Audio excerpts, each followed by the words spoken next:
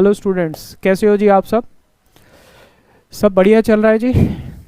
तो एग्ज़ाम्स की तैयारी बहुत अच्छी हो रही होंगी और आप अपनी हेल्थ को भी अच्छा, वेलनेस को अच्छा लेकर चल रहे होंगे। आपके घर परिवार में सब अच्छे होंगे। तो दोस्तों, ये क्लास अमेंडमेंट क्लास है सीएस प्रोफेशनल के module 3 subject corporate funding and listing के लिए। इस अमेंडमेंट क्लास में मैंने जून 21 के लिए जो इम्पोर्टेंट अमेंडमेंट्स हैं एग्ज़ाम से रिलेटेड उनको कवर किया है, प्लस जिनमें कुछ नई कंसेप्ट थी उनको एक्सप्लेन किया है। और ये क्लास का आपको पीडीएफ, क्लास तो आप यहाँ देख ही रहे हो, पीडीएफ आपको vgstudyhub.com पर मिलेगा और हमारी mobile application with same name यहाँ पर मिलेगा। इसके फ्री रिसोर्सेज आप लिंक में जाओगे, मैं अभी साइट खोल के सारा दिखा देता हूँ। और आपको अब हमारी सारी क्लासेस, कोई भी नोट्स सब यहीं पर मिलेंगे। इसके अलावा हमारा कहीं पर भी कोई क्लास या नोट्स की अवेलेबिलिटी नहीं है। और अब सिर्फ वीजी स्टडी हब का मोबाइल एप्लीकेशन, विवेक गाबा सर का चैनल और हमारा चैनल जो भी क्लासेस पढ़ी हुई हैं वही आपने देखना है। इसके अलावा हमारा कोई वेबसाइट नहीं है, अब कोई फेसबुक आईडी नहीं है। सेकंड, आपसे एक रिक्वेस्ट है कि जो आपने दिसंबर 20 में कुछ बच्चों ने एग्ज़ाम्स नहीं दिए थे या क्लियर नहीं हुए या उनकी बुक अपडेटेड नहीं है, क्लास अपडेटेड नहीं है, तो मेरी एक रिक्वेस्ट है कि वो दिसंबर 20 की जो अमेंडमेंट क्लास मेरे चैनल पर थी CS Sanjeev Sapra law classes पर, उसको भी ज़रूर देखें, क्योंकि जो उसमें नई कंसेप्ट ऐड हुई थी उनका मैंने प्रॉपर डिटेल में कराया है। फॉर एग्जांपल सेबी ICDR में प्रेफरेंशियल इशू में स्ट्रेस्ड असेट वाली कंपनियों की नई रेगुलेशंस आई हैं, प्राइसिंग आई है, तो उसको मैंने प्रॉपर नोट्स बनवाए हैं, PDF में भी दिए हैं, वहाँ स्लाइड भी बनाई है और कंसेप्ट भी समझाई है। और वो जून 21 के लिए बहुत इंपॉर्टेंट है, मैंने फिर भी दिसंबर 20 में करा दी थी। तो आप एक बार उन अमेंडमेंट्स को ज़रूर रेफ़र कर लेना, साथ में ये क्लास तो करनी ही करनी है।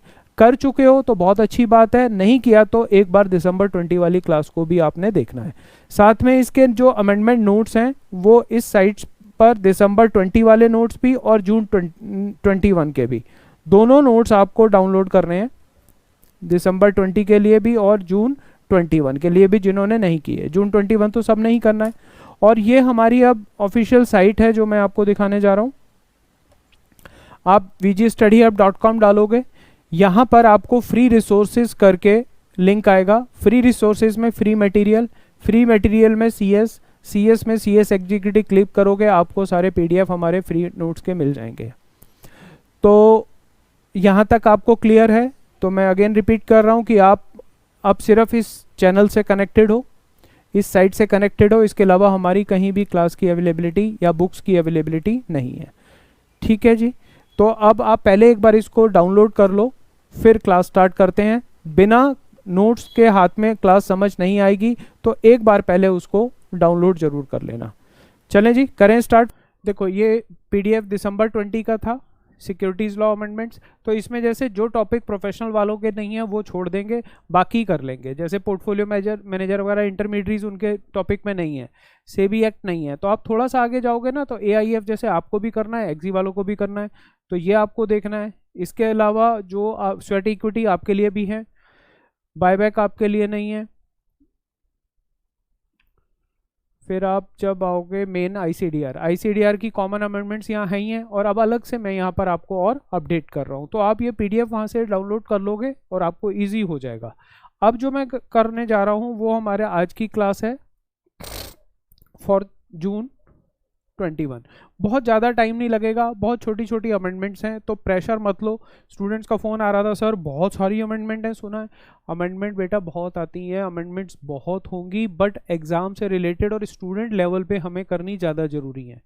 अब जो फालतू की अमेंडमेंट्स हैं उन्हें हमें नहीं करना, आप अपना एग्ज़ाम से रिलेटेड जाओगे जो या स्टूडेंट लेवल पर हैं। अब प्रैक्टिस लेवल पर बहुत सारी डिफरेंट हो जाती हैं जब प्रैक्टिकली हम काम करते हैं, बट वो हमारे लिए अभी रिलेट नहीं कर रही। तो मैंने यहाँ पर स्पेसिफिकली टाइम बचाते हुए उन अमेंडमेंट्स पे जोर दिया है कि जो आपके एग्ज़ाम से रिलेटेड हैं और इम्पॉर्टेंट हैं और जो रिलेट कर रही हैं डायरेक्ट। देखो, सबसे पहली अमेंडमेंट सेबी ICDR में रेगुलेशन 3 स्टार्टिंग की रेगुलेशन है। ये रेगुलेशन बात करती है एप्लीकेबिलिटी ऑफ द रेगुलेशन की, ये किस किस पर सेबी की आईसीडीआर रेगुलेशंस एप्लीकेबल होंगी। आप ये जानते हो कि इन रेगुलेशन में मेनली ये दिया गया है कि एक कंपनी चाहे वो अनलिस्टेड है चाहे पब्लिक है, आईपीओ या एफपीओ किस प्रोसीजर को फॉलो करके आएगी। इन्हीं रेगुलेशन में राइट इशू की भी रेगुलेशंस हैं, बोनस की भी हैं, प्रेफरेंशियल इशू भी है, क्यूआईपी भी है। तो प्रेफरेंशियल इशू में लास्ट टाइम बहुत मेजर अमेंडमेंट आई थी, पूरा सेक्शन एक उन्होंने रेगुलेशन एक नया ऐड किया था, तो मैंने बहुत वहाँ पर क्लियरली समझाया हुआ है उसको। प्राइसिंग फार्मूला प्रेफरेंशियल इशू का हुआ था चेंज, तो इसीलिए मैं बार बार कह रहा हूँ कि वो क्लास जरूर एक बार रिकनेक्ट कर लेना अपने आप को, और इस बार के लिए वो रेगुलेशन बहुत इंपॉर्टेंट है। अब रेगुलेशन 3 ये कहती है कि किस किस तरह के पब्लिक इश्यूज पर एप्लीकेबल होगा आईपीओ, राइट इशू। अब राइट इशू में पहले ये 10 करोड़ वाली लिमिट थी कि 10 करोड़ से ऊपर का पब्लिक इशू राइट इशू आ रहा है तो ये सेबी का आईसीडीआर एप्लीकेबल होता था, जिसको चेंज करके अब क्या कर दिया गया है 50 करोड़। तो आपका ये लिमिट चेंज हुई है कि अब सेबी आईसीडीआर 50 करोड़ रुपीस से कम वाले राइट इशू पर अप्लाई नहीं होंगी, उस पर एज पर कंपनी लॉ अपना प्रोसीजर फॉलो करेगी।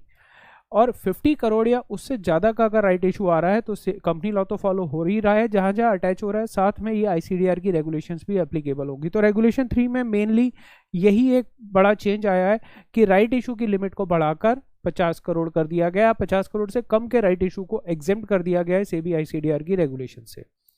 नीचे इसके प्रोवाइजो में दिया हुआ है, ये कब से चेंज हुआ देखो 28 सितंबर 2020, तो जो मैंने दिसंबर 20 की कराई थी तो उसमें ये नहीं डाली थी, अब आपको ये चेंज करनी है। Provided that in case right issue size less than 50 crore तो कंपनी लेटर ऑफर प्रिपेयर करेगी, सिर्फ सेबी को फाइल कर देगी और सेबी उसको वेबसाइट पर डाल देगी, बट उसकी अप्रूवल नहीं होगी। अब सेबी उसकी वेटिंग नहीं करेगी, उसमें कोई करेक्शन वो नहीं होगी, सीधा सा सिंपली एक आपको लेटर ऑफर जो आप बनाओगे वो आप फाइल कर दोगे। क्लियर जी, ये रेगुलेशन 3 थी, बहुत सिंपल। अगला चेंज सीधा रेगुलेशन 61, ये रेगुलेशन शुरू होती है राइट इशू की। राइट इशू पर रेगुलेशन 61 में क्या चेंज आया, कौन सा इशूअर राइट इशू नहीं ला सकता, ये एलिजिबिलिटी का नहीं है, नॉन एलिजिबिलिटी का है। तो ये पूरी रेगुलेशन एज इट इज है, कुछ भी चेंज नहीं है, सिर्फ इसके एक्सप्लेनेशन में ये 2 वर्ड ऐड कर दिए गए हैं, इंसर्टेड कर दिए गए हैं। इनमें ये डाला गया restriction of A and B will not apply. अब रेगुलेशन 61 क्या कहती है कि राइट इशू कौन सा कंपनी नहीं ला सकती, इशूअर और उसके प्रमोटर अगर सेबी की तरफ से डीबार्ड है, सेबी ने उनको कैपिटल मार्केट में एक्सेस करने के लिए मना कर रखा है। जैसे हम एग्जांपल लेते हैं, जिन कंपनियों के ऊपर सेबी के एक्शन चल रहे हैं, डी लिस्टेड है, जैसे विजय माल्या ग्रुप की किंगफिशर हो गई, नीरव मोदी ग्रुप की कंपनी हो गई, तो जिनको डीबार किया हुआ है इशूअर कंपनी को या प्रमोटर को। सब रेगुलेशन 2 कहती है प्रमोटर और डायरेक्टर उस कंपनी के डीबार्ड है, ये तो खुद promoter. Next fugitive economic offender है promoter and director. Fugitive economic offender कौन होते हैं, जो पैसा है जिनके पास बट वो दे नहीं रहे और इंडिया छोड़कर भाग चुके हैं। विलफुल डिफॉल्टर और फ्यूजिटिव इकोनॉमिक ऑफेंडर 2 नई डेफिनेशंस ऐड हुई हैं जो हमने लास्ट टाइम भी की थी। वो ये कहता है कि यहाँ पर आपको कब पब्लिक इशू लाने की आज़ादी मिल जाएगी। ये ऊपर ए एंड बी इन दोनों केसेस में, यहाँ पर तो आप ला ही नहीं सकते राइट इशू अगर उस कंपनी का प्रमोटर या director fugitive economic offender declare हो गए जो इंडिया छोड़कर भाग चुके हैं और इंडिया में उन्होंने कोई फाइनेंशियल फ्रॉड किया है या फाइनेंशियल पैसा देना था बैंकों का, उनको तो किसी भी हालत में अलाउड नहीं है। हाँ, अगर ए और बी की इशूअर खुद या प्रमोटर ग्रुप या उसके डायरेक्टर्स या प्रमोटर और डायरेक्टर एनी अदर कंपनी जो कॉमन है, मतलब जिस कंपनी का राइट इशू आना है वो कंपनी और उसके प्रमोटर डायरेक्टर, दूसरा उस कंपनी के प्रमोटर डायरेक्टर जो किसी और कंपनी में और वो कंपनी डीबार्ड है, तो हमारी कंपनी भी नहीं लाएगी। मतलब हमारी एक कंपनी है जो हमारी कंपनी डीबार्ड नहीं है, बट हमारी कंपनी में जो प्रमोटर डायरेक्टर हैं वो किसी और कंपनी के भी प्रमोटर डायरेक्टर हैं और वहां पर उनके ऊपर डिबारमेंट लगा हुआ है, तो हमारी कंपनी भी राइट इशू से रोक लगा दी जाएगी। ये 2 क्लॉज आ गई, सब रेगुलेशन आ गई। अब इन दोनों में अगर डिबारमेंट का पीरियड था 2 साल 5 साल और वो ओवर हो चुका है, सेबी ने जो उनके ऊपर स्टॉप किया था, उनके ऊपर रिस्ट्रिक्शन लगाई थी, वो खत्म हो चुकी है, तो फिर वो ला सकते हैं। तो उसमें बस ये आया है कि पर्सन और एंटिटीज मेंशन देयर वो are debarred, period of debarment is already over, तो उस केस में ये अप्लाई नहीं होगा। तो ये दो वर्ड ऐड किए गए हैं, ग्रामेटिकल एरर को ठीक किया गया है। क्लियर जी। नेक्स्ट रेगुलेशन है 69 रेगुलेशन भी बहुत माइनर सी है, सिर्फ इसकी हेडिंग से कंप्लायंस ऑफिसर उठाया गया है। राइट इशू के केस में अपॉइंटमेंट ऑफ लीड मैनेजर और इंटरमीडिएट्स तो रहेगा, अब कंप्लायंस ऑफिसर को हटा दिया गया। ऐसा क्यों किया गया? अब यहाँ पर सब रेगुलेशन 8 में भी 69 में ये पूरा का पूरा कंप्लायंस ऑफिसर जो मॉनिटरिंग करेगा उसको हटा दिया गया। रीजन, राइट इशू भैया किसका आ रहा है, लिस्टेड कंपनी का या अनलिस्टेड कंपनी का? सेबी आईसीडीआर किस पर एप्लीकेबल हो रहा है, आईपीओ के केस में या एफपीओ के केस में, या राइट इशू? तो राइट इशू कौन सी ला रही है, लिस्टेड कंपनी, तो वो पहले से आईपीओ ला चुकी है, तो ऑलरेडी उसके केएमपी में कंपनी सेक्रेटरी है, ऑलरेडी कंप्लायंस ऑफिसर अपॉइंटेड है वहां पर। तो यहाँ पर इस वर्ड को करेक्ट किया गया है और यहाँ से कंप्लायंस ऑफिसर को हटा दिया गया है सिर्फ। तो अब जो भी कंपनी राइट इशू लाएगी ऑब्वियसली लीड मैनेजर तो अपॉइंट करना पड़ेगा, और अदर इंटरमीडिएट्स कौन आ जाते हैं, बैंकर टू इशू होगा, डिबेंचर है तो डिबेंचर ट्रस्टी आ जाएगा, आरटीए आएगा, तो जो कनेक्टेड है अंडरराइटर आएंगे, तो जो कनेक्टेड इंटरमीडिएट्स हैं वो अपॉइंट होने हैं। और ये अपॉइंटमेंट परमानेंट तो होती नहीं, बट कंप्लायंस ऑफिसर तो कंपलसरी है, परमानेंट है। वो तो जब कंपनी लिस्ट हो गई तो लिस्टिंग एग्रीमेंट में ही आ गया कि कंप्लायंस ऑफिसर आपको अपॉइंट करना है। तो यहाँ से ये करेक्शन की गई है कि कंप्लायंस ऑफिसर को हटा दिया गया है, क्योंकि इसका डबल मीनिंग जा रहा था कि हमारी कंपनी लिस्टेड है, हमने compliance officer as per LODR appoint किया हुआ है लिस्टिंग एग्रीमेंट के हिसाब से। अब रेगुलेशन 69 कह रही है कि राइट इशू लाना है तो कंप्लायंस ऑफिसर अपॉइंट करो, तो क्या एक नया पर्सन लाना है? ये कंफ्यूजन होता था। लीड मैनेजर तो जब हमारा पहले आईपीओ या एफपीओ आया था वो काम करके हट चुका होगा, बैंकर टू इशू हट चुका होगा, डिबेंचर ट्रस्टी अगर रिडेम्पशन हो गई तो हट चुके होंगे, बट कंप्लायंस ऑफिसर तो हर कंपनी में जब तक कंपनी लिस्टेड है तब तक चलेगा ही चलेगा। तो राइट इशू के केस में ये कंफ्यूजन आ रहा है कि जी आपको एक नया पर्सन ऐड करना है, इसलिए सेबी ने इसको करेक्ट करके यहाँ से हटा दिया कि आपका पहले वाला कंप्लायंस ऑफिसर जो एज पर लिस्टिंग एग्रीमेंट चल रहा है और आप चलते रहोगे। नेक्स्ट रेगुलेशन 70, ये रेगुलेशन 70 में लेटर ऑफ ऑफर जो जाता है, ड्राफ्ट लेटर ऑफ ऑफर और लेटर ऑफ ऑफर वो एज पर शेड्यूल 6 होता है, तो उसका कंटेंट वहां पर दिया हुआ है। अब हमें उसमें नहीं जाना, बट यहाँ पर सेबी ने सिर्फ ये वर्ड ऐड किए हैं और क्लियर किया है कि पार्ट बी और पार्ट 1 ऑफ शेड्यूल 7 के हिसाब से फॉर्मेट होगा। मतलब राइट इशू का फॉर्मेट, उसका कंटेंट, सिर्फ पहले ये वर्ड नहीं थे जिनको अब ऐड कर दिया गया है कि वो कहाँ पर दिए गए हैं, शेड्यूल 6 के पार्ट बी और B1 के अकॉर्डिंगली। ये भी बहुत सिंपल सा है। नेक्स्ट रिजर्वेशंस अभी राइट इशू का ही केस चल रहा है। कोई भी कंपनी राइट इशू, आप याद करो बोनस और राइट इशू दोनों में पढ़ते हो कि जब भी लिस्टेड कंपनी कोई राइट इशू और बोनस इशू लाएगी, तो अगर कंपनी ने पहले से कन्वर्टेबल डेट इंस्ट्रूमेंट इशू किए हुए हैं तो उनके लिए भी प्रोविजन रखकर चलना पड़ता है। ये आप दोनों की रेगुलेशंस में आप पढ़ चुके हो, राइट इशू में भी और बोनस इशू में भी। तो मान लो आज हमारे शेयर्स भी इशूड हैं और कन्वर्टेबल डिबेंचर भी इशू हैं जो आने वाले 1, 2, 3 या 5 साल में कन्वर्ट होने हैं। अगर हम आज राइट इशू लाते हैं तो आज हम जो राइट इशू लाएंगे वो ऑफर हम अपने एग्जिस्टिंग शेयर होल्डर को देंगे, बट उनका क्या होगा, जो कन्वर्टेबल डिबेंचर वाले हैं वो भी तो आने वाले टाइम में हमारे शेयर होल्डर बनने हैं। जो कंपलसरी कन्वर्टेबल हैं, जिनको हमने रिडीम नहीं करना, कन्वर्ट ही करना है, हमें उनके लिए राइट इशू और बोनस इशू का प्रोविजन रखकर चलना पड़ता है। उनके लिए भी उस शेयरिंग उनको देनी पड़ेगी उस शेयर की। तो ये रेगुलेशन 74 ये कहती है कि जब आप राइट इशू लाओगे और अगर आपने कन्वर्टेबल डिबेंचर इशू कर रखे हैं और कंपलसरी कन्वर्टेबल डिबेंचर हैं, तो जितना कन्वर्जन पार्ट होना है उतने के राइट के शेयर्स आप एग्जिस्टिंग शेयर होल्डर को दोगे, बट उनको अभी नहीं दोगे, बट उनके लिए एक अलग से आप रखकर चलोगे प्रोविजन। तो रेगुलेशन 74 कहती है कि कंपलसरी कन्वर्टेबल डेट इंस्ट्रूमेंट है तो उनको उसी प्रोपोर्शन में रखना है जिस प्रोपोर्शन में उनके शेयर्स है।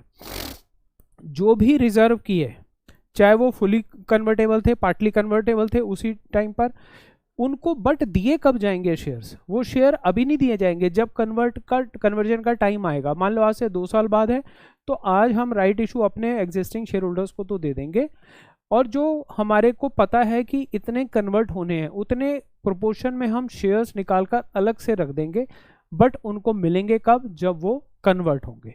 तो इसमें ये प्रोवाइजो एक ऐड किया गया है और क्लैरिटी दी गई है that for the purpose of offering such right entitlement the issuer company shall not be required to credit right entitle.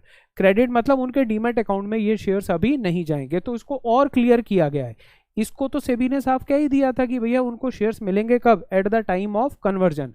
अब बात यह है कि जो आज हमने शेयर्स एक कोटा अलग से निकाल के रख दिया, मान लो 10 लाख शेयर हैं या 10 करोड़ शेयर हैं जो हमारे आने वाले कन्वर्टेबल डिबेंचर वालों को देने हमें, हम उन शेयर्स को कहाँ रखेंगे? कंपनी अपने पास होल्ड करेगी, प्रोविजन रखकर चलेगी, बट उनके डीमैट अकाउंट में कब जाएंगे? जब वो कन्वर्ट हो जाएंगे और वो एक्सरसाइज करेंगे उसको। ठीक है जी। रेगुलेशन 78, ये रेगुलेशन थी कि जब भी कोई कंपनी राइट इशू लाती है तो लेटर ऑफ ऑफर जाता है। लेटर ऑफ ऑफर डायरेक्ट घर पर जाता है। सेक्शन 62 ऑफ कंपनी एक्ट भी कहता है कि letter of offer by post जाएगा, स्पीड पोस्ट जाएगा, कोरियर से जाएगा, जिसका हम रिकॉर्ड रख सके। अब कंपनी जब लेटर ऑफ ऑफर भेजती है, किसी भी कारण से वो उस शेयर होल्डर को नहीं मिला, मान लो स्पीड पोस्ट और कोरियर से गया, उस टाइम पे उसके घर में लॉक था, उन दिनों में वो इंडिया से बाहर था या सिटी से बाहर था, किसी कारणों से उसको लेटर ऑफ ऑफर नहीं मिला, तो वो अपने राइट की एंटाइटलमेंट की एप्लीकेशन कैसे देगा? क्योंकि पब्लिक इशू में तो हम एप्लीकेशन फॉर्म लीड मैनेजर से ले लेते हैं जाके, ब्रोकर्स के पास अवेलेबल होता है, बैंकर के पास अवेलेबल होता है, फ्री में डिस्ट्रीब्यूट होता है। बट राइट इशू के केस में एप्लीकेशन फॉर्म जो राइट का होता है, जिसको आप लेटर ऑफ ऑफर बोलते हो, वो डायरेक्टली शेयर होल्डर के घर पर जाता है। किसी कारण नहीं मिला उसको, पता उसकी फिर आपने पढ़ा था पब्लिक अनाउंसमेंट भी होती है, न्यूज़पेपर एडवर्टीजमेंट भी जाती है कि राइट इशू हम दे रहे हैं, कब खुलेगा कब बंद होगा, ये सारी सेबी की रेगुलेशंस में आता है। कंपनी लॉ भी कहता है कि राइट का पब्लिक इशू में उसमें जाएगा, इंग्लिश डेली, हिंदी डेली में।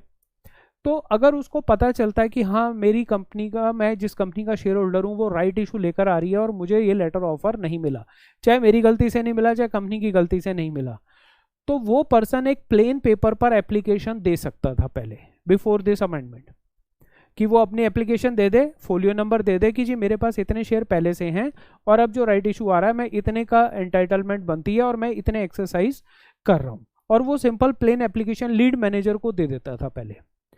अब क्या अमेंडमेंट आई देखो, आपने अब पढ़ा है ASBA, application supported by blocked amount, SCS भी पढ़ा है, ये कंपलसरी हो चुका है अब। तो अब जितनी भी हमारी शेयर एप्लीकेशन फॉर्म और शेयर एप्लीकेशन मनी है, डायरेक्ट कंपनी के पास नहीं जाती, सेल्फ सर्टिफाइड सिंडिकेट बैंक के पास ब्लॉक हो जाती है, जिसको हम application supported by blocked amount बोलते हैं, और कंपनी को वो पैसा अलॉटमेंट के बाद ही मिलता है, उससे पहले शेयर होल्डर के एप्लीकेंट के अकाउंट में ही रहता है, बैंक अकाउंट में एक अमाउंट ब्लॉक हो जाता है। तो एसबा और SCS भी आप सब जानते हो। तो जब पहले राइट इशू के लिए जब शेयर होल्डर अप्लाई करता था तो डायरेक्ट एप्लीकेशन कंपनी को दे देता था, बट आज की डेट में डायरेक्ट एप्लीकेशन फॉर्म तो कंपनी के पास जा ही नहीं रहा, क्योंकि अब एसबा अप्लाई हो रहा है, कि मतलब वो बैंक में ही एप्लीकेशन जाएगी और बैंक में ही अमाउंट ब्लॉक हो जाएगा। तो यहाँ पर ये करेक्शन की गई है, जिसको भी ये एप्लीकेशन फॉर्म नहीं मिला वो एप्लीकेशन दे सकता है, प्लेन पेपर पर ही देगा, एप्लीकेशन मनी भी साथ में देगा, बट अब किसको देगा? वो सेल्फ सर्टिफाइड सिंडिकेट बैंक के पास। तो ये सेल्फ सर्टिफाइड सिंडिकेट बैंक, ये सेल्फ सर्टिफाइड सिंडिकेट बैंक वो एप्लीकेशन फॉर्म एक्सेप्ट करेगा, एप्लीकेशन मनी लेगा राइट इशू की, और उसको वो ब्लॉक कर देगा फॉर द फर्दर प्रोसेस। जब अलॉट होंगे तो वो पैसा उसका निकल जाएगा। तो अब ये प्लेन पेपर उसको सारा डायरेक्ट SCSP को देना है एप्लीकेशन। ये थी क्लियर जी। Next amendment, monitoring agency. Monitoring agency याद करो, आपने डिबेंचर के केस में पढ़ा था तो डिबेंचर ट्रस्टी आता है, अब यहां पर क्या आ रहा है? Monitoring agency. आपने ये भी जब इन रेगुलेशंस को हम शुरू में स्टार्ट में पढ़ते हैं तो आता है कि हर कंपनी को डिबेंचर इशू कर रही है तो डिबेंचर ट्रस्टी लाना है, और अगर शेयर्स का इशू लाना है तो एक मॉनिटरिंग एजेंसी अपॉइंट करनी है।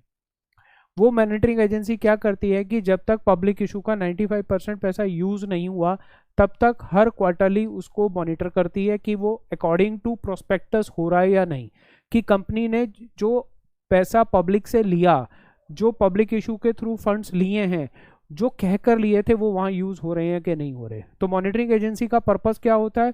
To keep watch they are like a watch dog, like debenture trustee, like independent director. वो वॉच रख रहे हैं कि कंपनी ने जो प्रोस्पेक्टस में लिखा था ऑब्जेक्ट ऑफ इशू में कि जो हम आपसे पैसा ले रहे हैं एप्लीकेंट से, हम किस प्रोजेक्ट में लगाएंगे, कहाँ कहाँ खर्चा करेंगे।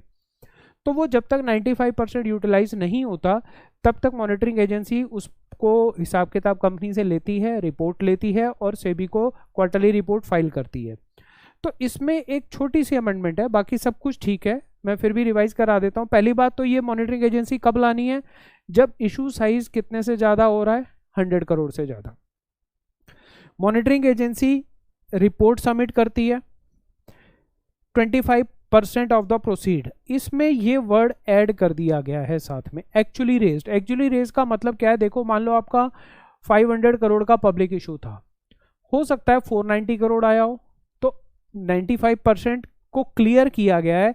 95% of the proceed of issue actually raised. Actually raise का मतलब होता है कि हमने पब्लिक इशू तो आया, बाद में कोई एप्लीकेशन रिजेक्ट हो गई, ग्रीन शू ऑप्शन था तो ज़्यादा अमाउंट आया होगा, हो सकता है मिनिमम सब्सक्रिप्शन आ गया बट पूरा सब्सक्रिप्शन नहीं आया। तो उस केस में यहाँ पर एक वर्ड सिंपल ऐड किया गया है कि 95% of the proceed of issue actual raised, excluding, ये पहले से ही है, general corporate purpose. General corporate purpose होता है जो हमारे इशू के खर्चे हैं, एडमिनिस्ट्रेटिव एक्सपेंसेस हैं। मान लो हमारा 500 करोड़ का इशू था, हमने कहा 50 करोड़ तो हमारा एडमिनिस्ट्रेटिव खर्चों में जाएगा, तो 450 करोड़ है। अब 450 करोड़ में से भी मान लो कुछ का एप्लीकेशन हमने कैंसिल कर दी, 440 करोड़ ही आया, तो अब 95% किसका निकलेगा, 440 करोड़ का। आप जनरल कॉर्पोरेट पर्पस वाला निकाल दोगे जो आपने पहले से लिखा होगा प्रोस्पेक्टस में कि हम इतना अमाउंट एडमिनिस्ट्रेटिव एक्सपेंसेस और इन चीज़ों के लिए करेंगे, उसको जनरल कॉर्पोरेट पर्पस कह रहे हैं। तो 500 करोड़ में से अगर 50 करोड़ वो था तो आपका रह गया 450 करोड़। अब एक्चुअल में आपके पास आया है 440 करोड़, तो 95% अब किसका काउंट होगा, 440 करोड़ का। तो ध्यान रखना, इस तरह से कोई प्रैक्टिकल भी सिचुएशन बन सकती है आपके लिए। मॉनिटरिंग एजेंसी हुई। Next regulation 84, issue related advertisement. Issue related advertisement में बहुत सिंपल से ये रेड कलर वाले समझ लो एडिशंस हैं। ये issuer shall issue advertisement in one English daily, एक इंग्लिश डेली न्यूज़पेपर में एडवर्टीजमेंट देनी है आपको जब भी आपका राइट इशू आएगा। जैसे मैंने पहले भी बोला कि प्लेन पेपर वाली जब हम बात कर रहे थे कि हम एप्लीकेशन दे सकते हैं अगर हमें लेटर ऑफ ऑफर नहीं मिला, तो ये इशू अनाउंसमेंट का पर्पस ही यही होता है कि शेयर होल्डर्स को पता चल जाए कि हमारा राइट इशू आया हुआ है, और कंपनी उसको अब साथ में, पहले तो क्या होता था सिर्फ न्यूज़पेपर में सर्कुलेट कर देती थी, ये यहाँ पर ऐड किया गया है। अब कंपनी को और क्या करना पड़ेगा, साथ में इंटीमेशन देनी पड़ेगी स्टॉक एक्सचेंज को। स्टॉक एक्सचेंज उसको कहाँ पर अपलोड कर देगा, वेबसाइट पर। मान लो आप रिलायंस के शेयर होल्डर हो, रिलायंस का राइट इशू आया, आपके घर लेटर नहीं आया और आपको आप वेब न्यूज़पेपर में पढ़ सकते हो, या आप स्टॉक एक्सचेंज की साइट पर गए तो वो अब न्यूज़पेपर की कॉपी वहाँ पर भी अवेलेबल होगी बिफोर डेट ऑफ ओपनिंग। ये ऐड किया गया है। साथ में ये एक new clause, new sub regulation आई है, उसमें यह आया कि एक स्टेटमेंट जाएगी जिनको ओरिजिनल एप्लीकेशन फॉर्म नहीं मिला, शेयर होल्डर्स को ओरिजिनल फॉर्म नहीं मिला, ना ही वो फॉर्म लेने की पोजीशन में है, तो वो एप्लीकेशन जो देंगे ये प्लेन पेपर वाली अब चेंज होकर उसका फॉर्मेट वेबसाइट पर डाल दिया गया है। जैसे हमने पीछे पढ़ा था कि प्लेन पेपर में दे सकता है, तो अब उसका फॉर्मेट भी साथ में डाला जाएगा। वो किस किस की वेबसाइट पर होगा, आरटीए की, registrar and transfer agent, stock exchange, lead manager, और वो प्लेन पेपर पर भी दे सकता है। मतलब प्लेन पेपर खत्म नहीं हुआ, बट उन्होंने एक शेयर होल्डर की सुविधा के लिए एक अलग से फॉर्मेट बना दिया। तो पहले तो क्या होता था, शेयर होल्डर खुद ही अपना इनिशिएटिव लेगा, प्लेन पेपर पे अप्लाई कर देगा अगर उसको लेटर ऑफ ऑफर नहीं मिला। तो अब कंपनी कहाँ पर बाउंड हो गई कि न्यूज़पेपर में अनाउंसमेंट देगी कि जी हम राइट इशू लेकर आ रहे हैं, जिसको लेटर ऑफ ऑफर नहीं मिला वो इन लोगों की वेबसाइट पर जाकर भी डाउनलोड कर सकता है। अगर वहाँ भी नहीं है तो सिंपल प्लेन पेपर पर तो कंपनी एक्सेप्ट करेगी ही करेगी। कौन कौन लोग हैं जहाँ अवेलेबल है, stock exchange, RTA, lead manager यहाँ पर, प्लस वो जब एप्लीकेशन देगा तो उसमें क्या क्या देगा, कितने शेयर्स हैं उसके पास, उसका नाम, address, price, number of share, ये फोलियो नंबर, और ब्लॉक किसके साथ कर देगा वो, SC SB के साथ। तो मैंने पुरानी रेगुलेशन भी आपके लिए लिख दी है, पहले सिर्फ प्लेन पेपर होता था, बट यहाँ पर ये नया एडिशन और हो गया है साथ में। और दूसरा SC SB नहीं होता था पहले वो डायरेक्ट चेक जाता था, अब वो चेक ना जाकर क्या एडिशन आ गया है, SC SB का।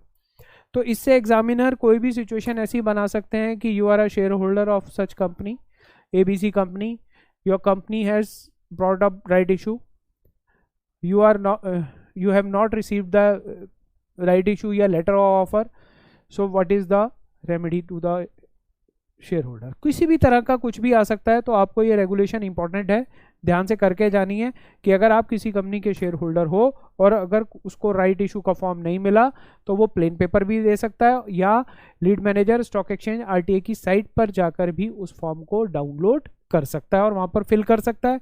सेकंड, एप्लीकेशन अब चेक के साथ नहीं जाएगी, अब वो चेक जाएगा तो SC SB को जाएगा, सारा ब्लॉक एसबा के थ्रू चलेगा। ये सब रेगुलेशन D को ओमिट किया गया है कि जो डायरेक्टली जा रही थी वो खत्म किया गया, अब किसको लाया गया, SC SB को, तो इसको रेलेवेंस नहीं रह गई थी तो इस रेगुलेशन को खत्म किया गया। आए जी आगे। अगला एक बहुत इंपॉर्टेंट चेंज है मिनिमम सब्सक्रिप्शन का। देखो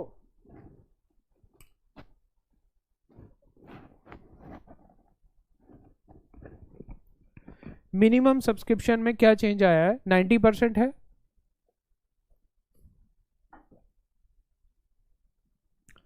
पर कब 90% मिनिमम सब्सक्रिप्शन ना आए तो भी इशू सक्सेसफुल माना जाएगा, ये प्रोवाइजो ऐड किया गया है। Minimum subscription shall not be applicable to an issuer if object, उस इशू को लाने का पर्पस, जो पैसा आएगा उसको हमने कोई कैपिटल एक्सपेंडिचर नहीं करना। कैपिटल एक्सपेंडिचर का मतलब हम कोई प्रोजेक्ट लगाने के लिए पैसा नहीं ले रहे, जनरल कॉर्पोरेट पर्पस के लिए ले रहे हैं। कैपिटल एक्सपेंडिचर मतलब जो हम पैसा लेंगे उससे हम कैपिटल एक्सपेंडिचर नहीं कर रहे और किसी पर्पस के लिए हम पैसा ले रहे हैं, साथ में वो पैसा कैपिटल एक्सपेंडिचर के लिए नहीं है और प्रमोटर ग्रुप उसमें कमिटमेंट दे दे कि हम अंडर सब्सक्राइब पैसे को खुद ले लेंगे। हाँ, सिर्फ राइट इशू के केस में है ये हम जो बात कर रहे हैं, अब पब्लिक इशू की बात नहीं कर रहे, ये हम राइट इशू की बात कर रहे हैं कि अगर हम राइट इशू लाए थे तो राइट इशू जरूरी नहीं हम कैपिटल एक्सपेंडिचर के लिए ही लाए। नॉर्मली पब्लिक इशू तो कैपिटल एक्सपेंडिचर के लिए होता है कि ऑब्वियसली कोई प्रोजेक्ट लग रहा होगा। अब हमें प्रोजेक्ट नहीं लगाना, बट हमें जनरल खर्चों के लिए, एडमिनिस्ट्रेटिव के लिए या और भी कई चीज़ों के लिए, ट्रेडिंग के लिए, मार्केटिंग के लिए हमें कोई भी पैसे चाहिए, तो हम राइट इशू लेकर आए, तो उसमें 90% मिनिमम सब्सक्रिप्शन अप्लाई कब नहीं होगा कि हम कैपिटल एक्सपेंडिचर के लिए नहीं ला रहे, और साथ में प्रमोटर ये गारंटी दे दे कि अगर 90% से कम आया तो सारे शेयर मैं लूंगा, और वो ये कमिटमेंट देगा कि वो रिनाउंस भी नहीं करेगा, वो कमिटमेंट देगा और वो सारा का सारा वो ले लेगा। तो उस केस में फिर अंडर राइटिंग की जरूरत नहीं रह जाएगी। इसका इफेक्ट क्या आएगा, no need of underwriting. अगर प्रमोटर रेडी है और कैपिटल एक्सपेंडिचर नहीं है, दो चीजें याद कर लो आप, ठीक है जी। नेक्स्ट बहुत छोटी सी है, allotment procedure and bases of allotment. Issuer shall not make any allotment in excess of the specified security through the letter of offer except as provided in regulation 71-74। मतलब राइट इशू के case में अगर फालतू लोग apply कर देते हैं share holder, तो आप कोई भी एक्स्ट्रा शेयर अलॉट नहीं करोगे। एक्स्ट्रा कब कर सकते हो, ये जो रेड कलर में दिया गया, except as provided in regulation 74। Regulation 74 क्या कहती थी, कन्वर्टेबल डेट सिक्योरिटी पेंडिंग है, तो आप जितने भी एग्जिस्टिंग, मान लो आपके पास 1 करोड़ के इक्विटी शेयर है आज और कन्वर्टेबल डिबेंचर भी हैं। अब 1 करोड़ के इक्विटी शेयर हैं बट कन्वर्टेबल डिबेंचर भी 50 लाख शेयर्स और कन्वर्ट होने वाले हैं 1-2 साल बाद, तो आप आज से 1.5 करोड़ 1.5 करोड़ का प्रोविजन लेके चलोगे तो वो एक्सेस आप अलॉट करके अलग से रख सकते हो। किनके लिए, कन्वर्टेबल डेट इंस्ट्रूमेंट्स के लिए। तो बेसिकली इस रेगुलेशन से क्लैरिटी लाई गई है लैंग्वेज में कि कंफ्लिक्ट ना हो, कि रेगुलेशन 74 तो कहती है कि भाई आपको कन्वर्टेबल डेट इंस्ट्रूमेंट्स वालों के लिए अलग से अलॉटमेंट करके रखनी है, रेगुलेशन 90 कहती थी कि आप एक्सेस नहीं करोगे, तो वो कंफ्यूजन को दूर करने के लिए सेबी ने इस लाइन को ऐड किया है। ये आपकी सेबी आईसीडीआर की रेगुलेशंस थी, जो जिसमें अमेंडमेंट्स थी मेजर, वो आ गई। प्लस मैं बहुत सारी तो मेनली आपको पीछे करा ही चुका था, जो मैंने लास्ट आपको कराई थी। इसमें बहुत सारी थी, ये मैं एसबा वगैरह में भी थी लास्ट टाइम जो मैंने कराई थी। तो ये देखो प्रेफरेंशियल में तो बहुत बड़ी थी, और इसका मैंने प्रैक्टिकली फॉर्मूला भी सारा कराया हुआ है, तो एक बार उस वीडियो को भी आप रेफर कर लेना, मैंने वहां से डिलीट नहीं करवाई है इसीलिए। ठीक है जी। अब आता है आपका एलओडीआर। एलओडीआर में भी बहुत नेग्लिजिबल है, कुछ भी ज़्यादा चेंज नहीं है। मेनली जो था वो दिसंबर 20 वालों में आ चुका है, कवर हो चुका है। उसमें क्या है जी, देखो सीधा रेगुलेशन 42 में चेंज है। जो रेगुलेशन 42 है, record date and date of closure of transfer of book, तो इसमें ये पोर्शन ऐड किया गया है, थोड़ा सा लैंग्वेज को और क्लैरिफाई किया है। Listed entity shall intimate the record date for the following events. किस किस को? स्टॉक एक्सचेंज को, जहां पर उसके शेयर डील हो रहे हैं, अवेलेबल हैं, और जहां पर उसके डेरिवेटिव्स अवेलेबल हैं कंपनी के। इसमें ये तो लाइनें सिंपल क्लैरिफाई करने के लिए हैं। मेन इसमें चेंज किया गया है, इसको थोड़ा सा corporate action like merger demerger split कर दिया गया है। पहले ये बहुत लंबा बोनस शेयर, डेरिवेटिव, ये सब थे, इनको हटाकर यहाँ पर सिर्फ इसको छोटा वर्ड कर दिया गया, क्योंकि यहाँ पर देखो बोनस शेयर ऑलरेडी आ गए हैं, तो जो चीज़ें पहले आ चुकी थी तो उसको यहाँ से रिपीटिशन को हटाया गया है। ठीक है जी। ये एक मोस्ट इंपॉर्टेंट है हमारे लिए, थोड़ा सा नेगेटिव है कंपनी सेक्रेटरी प्रोफेशन के लिए। रेगुलेशन 54 कहती थी असेट कवर। असेट कवर का होता था कि ये कब आते हैं, जब सिक्योर्ड डिबेंचर या डेट सिक्योरिटीज होती हैं। तो मान लो ये 100 करोड़ की हैं, तो 100 करोड़ की असेट्स भी होनी चाहिए, या उससे ज़्यादा की होनी चाहिए, जितनी ज़्यादा की हो अच्छी है। तो असेट कवर का एक सर्टिफिकेट जाता था, वो पहले था प्रैक्टिसिंग कंपनी सेक्रेटरी और चार्टर्ड अकाउंटेंट, बट उसको हटाकर मेन किया गया है स्टैच्यूटरी ऑडिटर, और इस लैंग्वेज को थोड़ा सा ठीक किया गया है। मैं आपको पहले वाली पढ़ा देता हूँ। पहले बहुत छोटी सी थी कि अगर नॉन कन्वर्टेबल डेट है, 100% असेट कवर आपको रखना है, जो प्रिंसिपल अमाउंट को डिस्चार्ज करेंगी। और इसमें एक मिनट, वो रेगुलेशन 56 में आ जाता है सर्टिफिकेशन का। तो इसमें ये चेंज आया कि ये थोड़ा सा इस रेगुलेशन को 2-3 लाइनों से बढ़ाकर एक्सपेंड किया गया है थोड़ा। किसके केस में? नॉन कन्वर्टेबल 100% एसेट कवर वही है। ये न्यू ऐड हुआ है, ये न्यू है आपकी।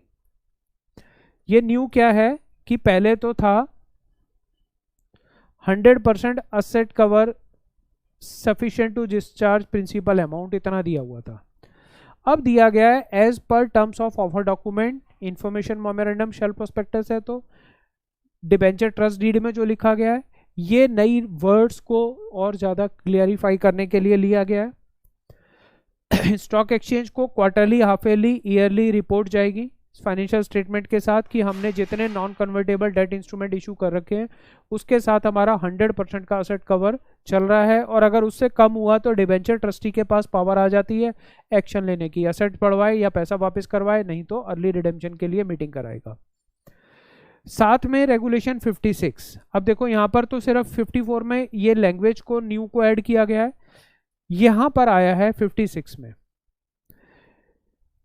दो चेंजेस हैं। 56(1)(c) document and intimation to debenture trustee, कि डिबेंचर ट्रस्टी को आपको कोई भी अगर आपकी रेटिंग में चेंज हुआ है, अपवर्ड या डाउनवर्ड, आपको बताना है। कोई डिफॉल्ट हुआ है आपके किसी भी डिबेंचर में, वो बताना है। आपने इंटरेस्ट पे नहीं किया, चार्ज क्रिएट नहीं कर पाए, तो आपको बताना है। तो ये एक नया वर्ड आया है, all covenant of the issue, साथ में आपको उसकी टर्म्स एंड कंडीशन का लेटर भी साथ में अगर कुछ भी चेंज हुआ है तो उसको भी आपको इंटीमेशन देनी है। मतलब 56 1C में एक नई इंटीमेशन और ऐड हो गई कि जो भी ऑल कवर्नेंट्स ऑफ द इशू, जिस टर्म्स पर आपने इशू किया था वो भी आप साथ में दोगे।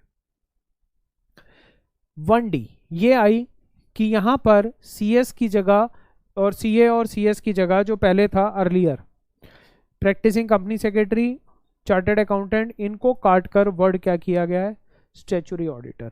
अब ये असेट कवर का सर्टिफिकेट हम नहीं देंगे, जो कंपनी का स्टैच्यूटरी ऑडिटर होगा, मतलब बाहर से आप किसी भी प्रैक्टिसिंग प्रोफेशनल को, चाहे वो CA है चाहे CS है, उससे असेट कवर नहीं लोगे, आपको अपने स्टैच्यूटरी ऑडिटर से लेना पड़ेगा। बाकी जो 100% असेट कवर के साथ में बाकी लैंग्वेज जो ऊपर थी वही सेम साथ में आई है। ठीक है जी। अगला टॉपिक है अल्टरनेटिव इन्वेस्टमेंट फंड। इसमें बहुत माइनर से चेंजेस हैं।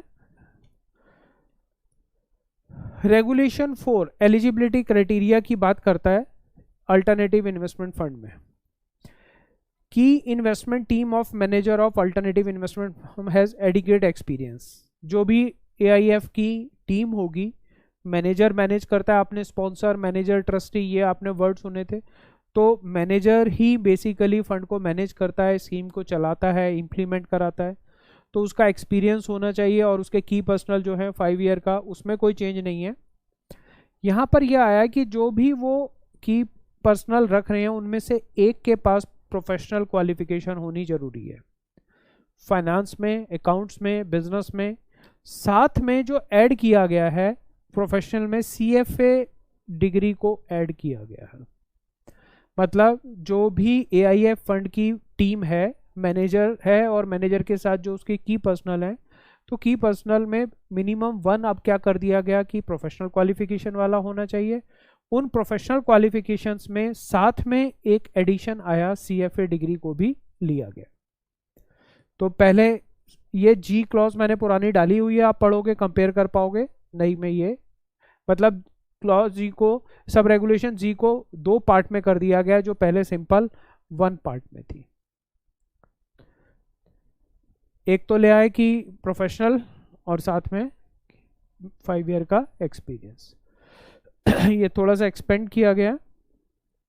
जनरल ऑब्लिगेशन आप ये रीड पर रखना। रेगुलेशन 20 में सब रेगुलेशन 6 को नया ऐड किया गया है। ये पूरी सब रेगुलेशन 6 है कि मैनेजर की जिम्मेवारी रहेगी इन्वेस्टमेंट डिसीजन लेने की, ये आप जानते हो AIF में। अब वो खुद ना करके सब रेगुलेशन 6 में बोला गया है कि जो भी AIF अल्टरनेटिव इन्वेस्टमेंट फंड की इन्वेस्टमेंट डिसीजंस हैं उसको चलाने की जिम्मेवारी है मैनेजर की रहती है।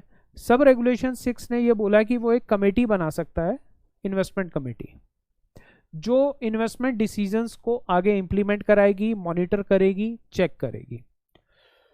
तो उसमें मेंबर्स जो होंगे उनकी रिस्पॉन्सिबिलिटी इक्वली आ जाएगी मैनेजर के हिसाब से। अब पहले क्या होता था, मैनेजर मान लो 1 है, 2 हैं, तो वो सारे काम नहीं संभाल पाते थे, तो उन्होंने टीम बनाकर एक कमेटी बना ली, कमेटी बना ली, और कमेटी के जो मेंबर होंगे वो इन्वेस्टमेंट डिसीजन लेंगे और उनकी रिस्पॉन्सिबिलिटी भी फिक्स की गई है, सारे इक्वली रिस्पॉन्सिबल होंगे। मैनेजर एंड मेंबर्स जॉइंटली और सिवियरली इंश्योर कि वो सारे प्रोविजंस ऑफ दिस रेगुलेशन को इंप्लीमेंट करा रहे हैं। पहले तो था आया इन्वेस्टमेंट डिसीजन, अब क्या आया, प्रोविजंस को उनकी जिम्मे कमेटी के थ्रू हो सकता है वो, मतलब मैनेजर के काम को थोड़ा सा और इजी किया गया है, डिवाइड किया गया है। और जो कमेटी के बाहर के मेंबर हैं, अगर वो काम कर रहे हैं जिनका नाम प्लेसमेंट मेमोरेंडम में नहीं दिया गया, shall be appointed only with the consent of 75% of the investor. मतलब जब ये कमेटी बनेगी तो वो कमेटी के बारे में पहले से ही प्लेसमेंट डॉक्यूमेंट जिसके थ्रू यूनिट्स इशू हो रही थी, पैसा लिया जा रहा था, उसमें मेंशन की जाएंगी, और वो जॉइंटली और सिवियरली इंश्योर करेंगे कि कैसे हम चलेंगे।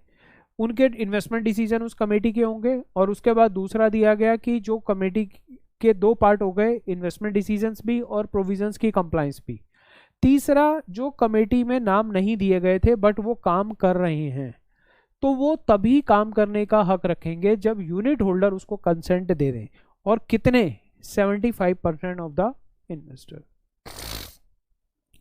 और एनी अदर कंडीशन। और 1 और 2 शैल नॉट अप्लाई कि कब कमेटी अपॉइंट नहीं होगी,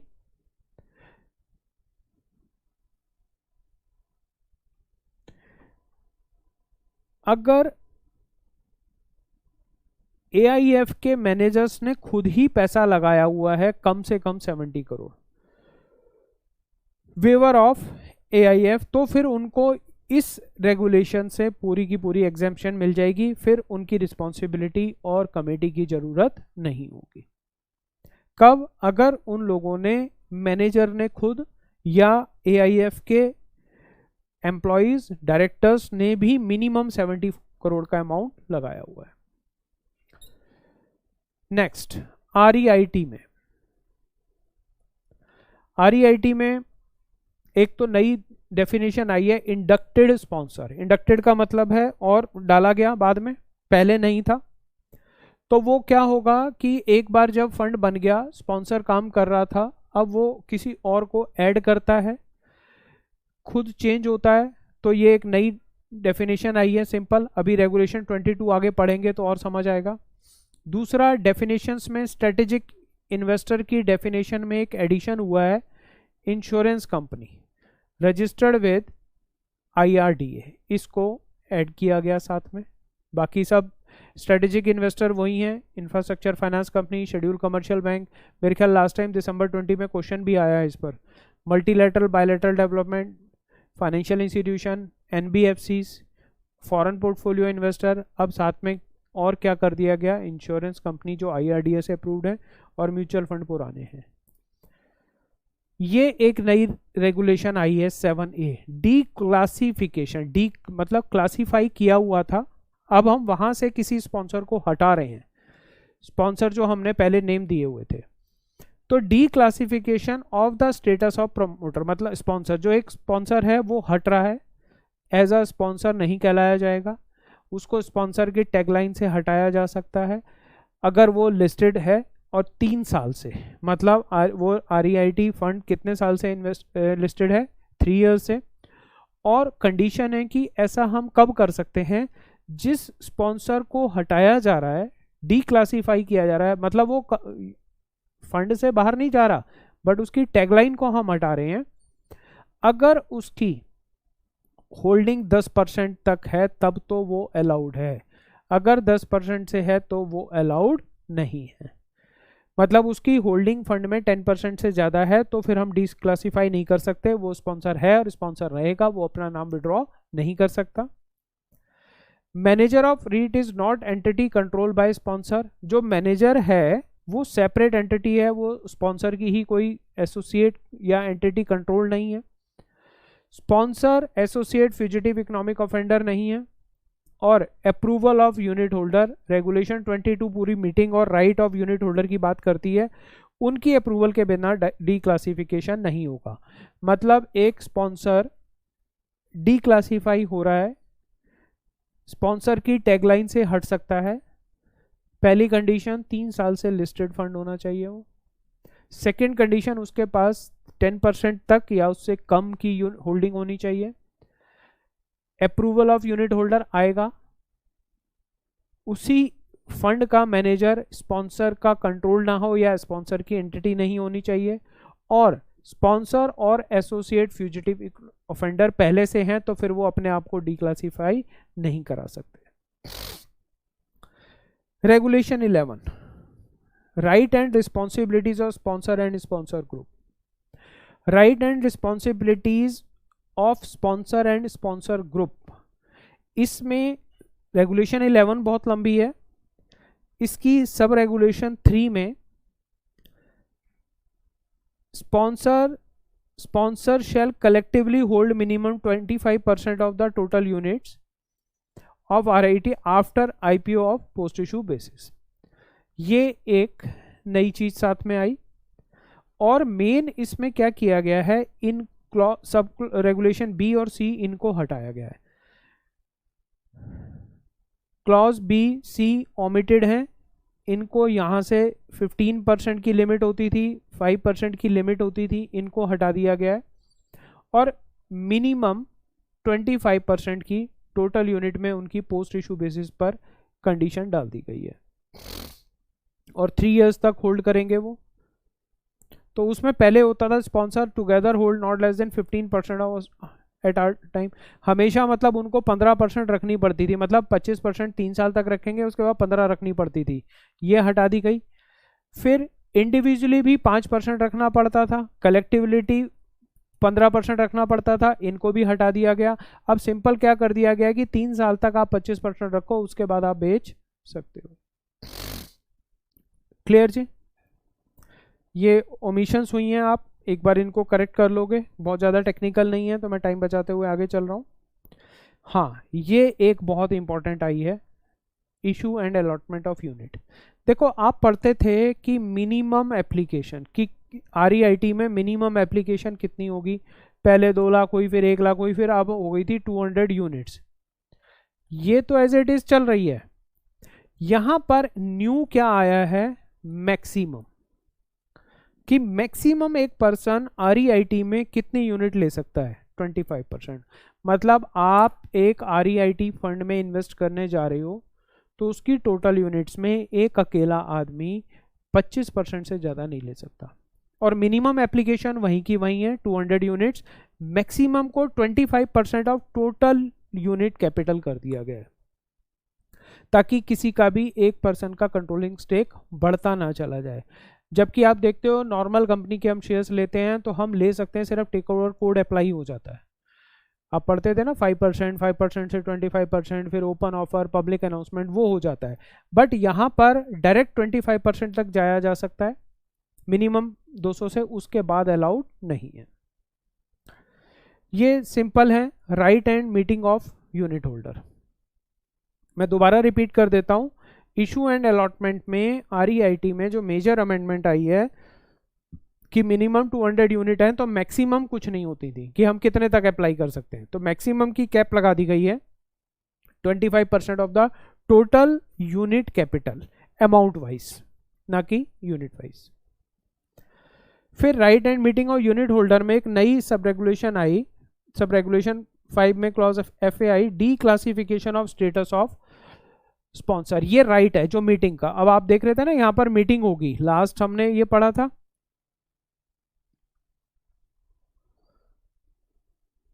approval of unit holder, sub regulation 5 में। तो अप्रूवल ऑफ यूनिट होल्डर में उनका राइट दिया गया है यूनिट होल्डर का कि डी क्लासिफिकेशन अगर स्पॉन्सर की हो रही है तो उनसे पूछा जाएगा, तो ये उनके राइट्स में ऐड किया गया है।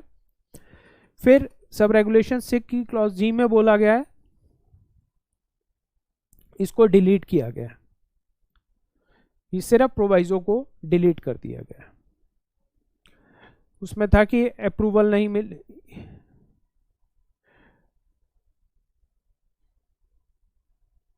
ये आप ध्यान से पढ़ना, चेंज इन ट्रस्टी को लेकर है।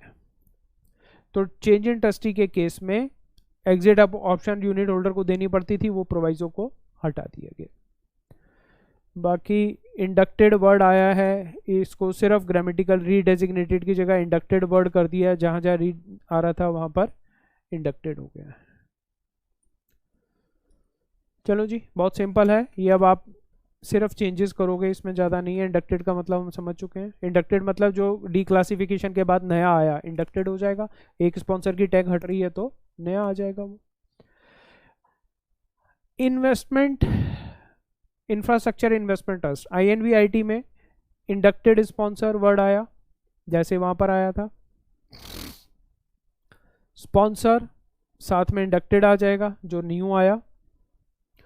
स्ट्रेटेजिक इन्वेस्टर की डेफिनेशन में यहाँ पर भी सेम वही जो REIT में आया था, इंश्योरेंस कंपनी को ऐड किया गया है, तो मुझे यहाँ ज़्यादा टाइम देने की जरूरत नहीं है। डी क्लासिफिकेशन वही सेम आया जो मैंने आपको बताया था कि डी क्लासीफाई होगा तो 10% और कंट्रोल नहीं होना चाहिए स्पॉन्सर का, और यूनिट होल्डर की अप्रूवल होनी चाहिए। फ्यूजिटिव इकोनॉमिक ऑफेंडर भी यहाँ पर भी ऑटोमेटिकली अप्लाई होगा ही होगा। इशू एंड अलॉटमेंट में यहाँ पर भी सेम मैक्सिमम की लिमिट लगाई गई है 25% की, नॉट मोर देन 25%। क्लियर हुआ जी कि आप जो भी यूनिट इशू कर रहे हो 25% से ज़्यादा का सब्सक्रिप्शन नहीं होगा। लिस्टिंग एंड ट्रेडिंग रेगुलेशन 16 में, सब रेगुलेशन 7 में आया minimum number of unit holder in case privately placed shall be 5, किसको हटा दिया गया? 25% उनको मिनिमम यूनिट लेनी पड़ती थी, वो हटा दी गई है। मतलब अगर हम INVIT की प्राइवेट प्लेसमेंट से ला रहे हैं तो मिनिमम 5 होते थे और कम से कम 25% लेना पड़ता था, तो वो हटा दिया गया। 5 में इक्वल होना 25% होना जरूरी नहीं है, मिनिमम 25 सॉरी मोर देन 25% नहीं होगी, तो वो हटा दी गई है प्राइवेट के में। और पब्लिक के केस में 20 की लिमिट वही की वही है, not more than 25% of unit of INVIT, इसको हटाया गया है। ये 2 लाइन चेंज हुई है। मतलब रेगुलेशन 16 में minimum number of unit holder अगर प्राइवेट प्लेसमेंट से हैं तो कितने हैं? 5, और मैक्सिमम कितनी होल्डिंग रहेगी उसको हटा दिया गया। अगर पब्लिक ऑफर के थ्रू आ रहे हैं तो 20, और मैक्सिमम होल्डिंग 25% को हटा दिया गया। मतलब एक 25 से भी ज़्यादा ले सकता है, एक कम भी ले सकता है।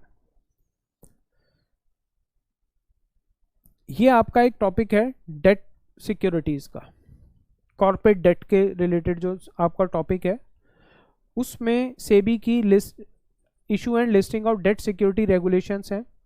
उसकी रेगुलेशन 18 में redemption and roll over, redemption and roll over, redemption मतलब हम रिडीम कर रहे हैं, और रोल ओवर मतलब रिडेम्पशन का टाइम आ गया, हम उसको और आगे दोबारा ले जाना चाह रहे हैं।